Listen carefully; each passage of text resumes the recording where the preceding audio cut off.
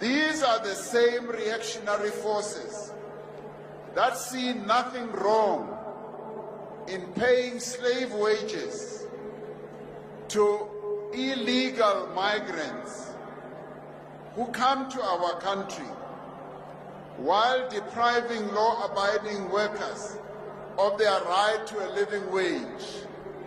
We have seen how they employ people who do not have the relevant papers, but worst of all, they pay them slave wages because they want to exploit them.